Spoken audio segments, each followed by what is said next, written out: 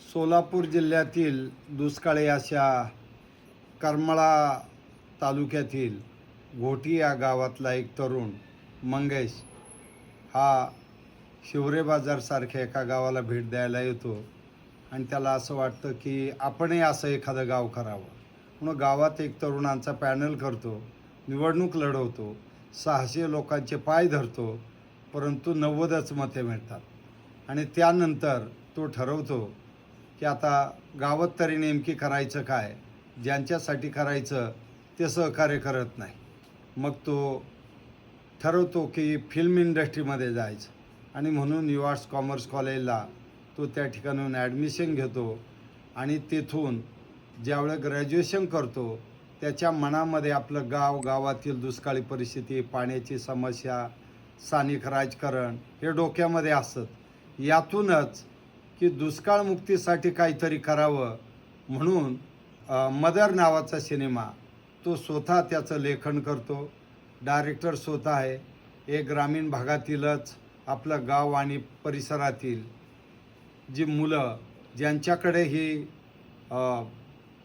काम करण्याची एक क्षमता आहे त्या मुलांना बरोबर घेतो आणि एक छानसा छोटा फिल्म तयार करतो आणि हिला आंतरराष्ट्रीय फ्रान्स फिल्म फेस्टिवलसाठी देशातून जे 3 सिनेमा निवडले जातात त्यात या सिनेमाची निवड होती.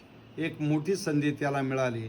म्हणून ग्रामीण भागामध्ये इच्छाशक्ती असते परंतु पाठबळ मिळत नाही. तर ही न हरता एक तरुण आपली गावासाठीची ओढ, गावाची दुष्काळी परिस्थिती, ची समस्या, सामाजिक समस्या यावर आपलं शिक्षण पूर्ण करून त्या अनुभवाचं प्रतिबिंब म्हणून एक सिनेमा तयार करतो आणि तो आंतरराष्ट्रीय स्तरावर त्याची दखल घेतली जाते. मला वाटतं ग्रामीण भागातील मुलांनी खरोखर अशा प्रकारची जिद्द ठेवली. पैसाही अडचण आहेच, परंतु हतबल न होता त्यांनी एक छोटासा सिनेमा केला.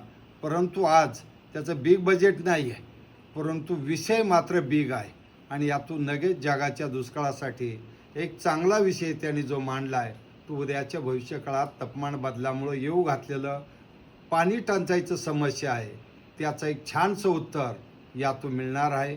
धरणाचं पाणी, कॅनलचं पाणी, टँकरने येणारं पाणी याचं व्यवस्थित व्यवस्थापन केलं तर नक्कीच पाणी जिरवा, पाणी अडवा या विषयाला चांगला न्याय या सिनेमाच्या माध्यमातून मिळू शकतो. म्हणून मंगेशच्या नावामध्येच मंगेश आहे. म्हणून केवढंही संकट आलं तर मंगेशच्या पाठीशी नक्कीच मंगेश उभा राहील.